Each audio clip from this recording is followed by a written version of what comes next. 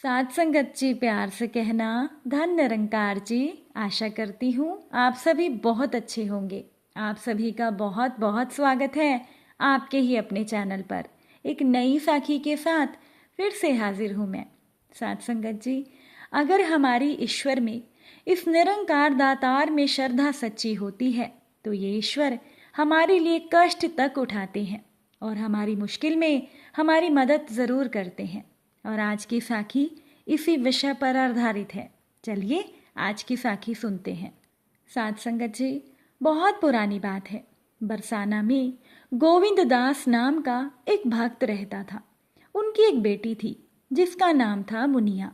गोविंद दास के परिवार में उनकी बेटी मुनिया के अलावा कोई नहीं था।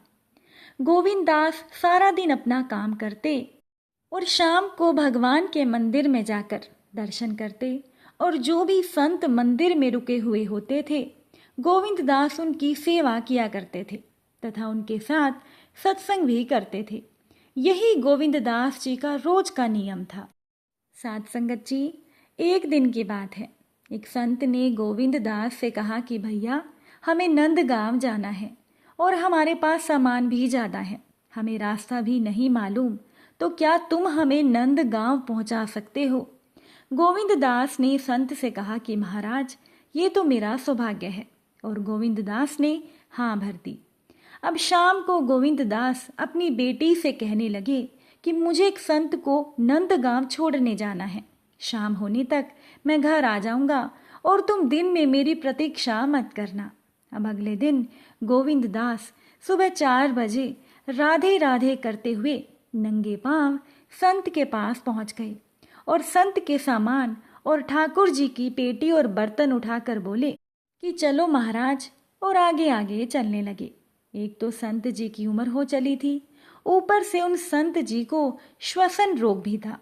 इसीलिए वो संत जी कुछ देर चलते और फिर बैठ जाते। इस तरह से रुक रुक कर चलने में नंदगांव पहुंचने में गोविंद दास जी को और उन संत जी को देरी हो गई। साथ संगत जी, मंदिर में पहुंचकर गोविंद दास ने सामान रखा और संत जी से कहने लगे कि महाराज, अब हम चलते हैं। संत जी ने गोविंद दास को कहा कि भाई, तुम इतनी दूर से मेरे साथ आए हो, थोड़ी देर विश्राम तो कर लो और कुछ जलपान भी ले लो, फिर चले जाना। लेकिन गोविंद दास ने संत से कहा कि महाराज, ये आप क्या कह रहे हो? हमारे बरसाने की एक लड़की जिसका नाम है वृषभानु, वो यहाँ नंदगांव में ब्याही हुई है, इसलिए मैं यहाँ का पानी भी नहीं पी सकता। अगर मैंने यहाँ जलपान कर लिया तो घोर पाप हो जाएगा। गोविंद दास की ये बात को सुनकर संत की आंखों से अश्रु बहने लगे। संत ने गोविंद दास से कहा कि ये तो कितने वर्ष पुरानी बात है, तुम गरीब भले ही हो पर तुम्हारा दिल बहुत नेक है। गोविंद दास संत जी को प्रणाम करके राधे राधे करते हुए बरसाना के लिए रवाना हो गए।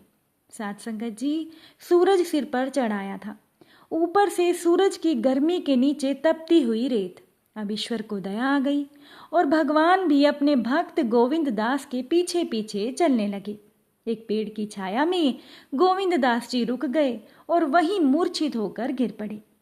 अब भगवान ने, ईश्वर ने गोविंद दास जी की मूर्छा दूर करने की बड़ी कोशिश करी, पर गोविंद दास जी की मूर्छा दूर नहीं हुई। अब ईश्वर ने विचार किया कि उनके भक्त के प्राण संकट में हैं और कोई और उपाय भी भगवान की समझ में नहीं आ रहा था। साथ संगत जी, अब भगवान श्री कृष्ण को पता था कि गोविंद दास जी राधा रानी के भक्त हैं और वो ही इनके प्राणों की रक्षा कर सकती हैं। तो भगवान ने सोचा कि क्यों ना राधा रानी को ही बुलाया जाए। इतना सोचते ही भगवान श्री कृष्ण राधा रानी के महल की तरफ दौड़ पड़े। राधा रानी ने जब कन्हैया को इस हालत में देखा और इतनी गर्मी में आने का कारण पूछा, भगवान श्री कृष्ण ने राधा रानी से कहा कि तुम्हारे पिताजी बरसाना और नंदगांव की डगर पर पड़े हैं, तुम चलकर अपने पिताजी को संभाल लो। अब भगवान की बात सुनकर राधा जी चौंक गई और बोली कि कौन पिताजी? भगवान ने सोचा कि विलंब करना ठीक नहीं है, इसीलिए भगवान श्री कृष्ण ने राधा रानी से कहा कि चलिए, आपके भक्त के प्राण संकट में हैं। राधा जी को भगवान ने सारी बात समझाई और साथ में चलने को कहा। ये भी कहा कि तुम्हें गोविंद दास की बेटी के रूप में भोजन और जल लेकर चलना है। साथ संगत जी, राधा जी तैयार होकर पहुंच गई और गोविंद दास जी के पास पहुंचकर आवाज लगाने लगी कि पिताजी, पिताजी। इस तरह से पिताजी कहते हुए राधा रानी ने गोविंद दास जी को जल पिलाया। अब गोविंद दास जी मूर्छा से जागे और अपनी बेटी से कहने लगे कि तू यहाँ कैसे। तब राधा रानी ने कहा कि घर पर हरिया काका आए थे आपसे मिलने के लिए, इसीलिए मैं आपको बुलाने यहाँ आ गई और आते आते मैं साथ में भोजन भी लेकर आई हूँ, इसीलिए आप भोजन भी कर लीजिए। साथ संगत जी, जब गोविंद दास जी भोजन करने लगे तो राधा रानी ने उनसे कहा कि मैं घर पर मेहमानों को संभालती हूँ, आप आ जाना। अब गोविंद दास जी राधा रानी को पहचान नहीं सके क्योंकि राधा रानी ने उनकी बेटी मुनिया का रूप धरा हुआ था। कुछ ही देर के बाद राधा रानी अदृश्य हो गई। गोविंद दास जी ने भी ऐसा भोजन कभी नहीं किया था। शाम को घर पर आकर गोविंद दास जी अपनी बेटी मुनिया के चरणों में गिर पड़े।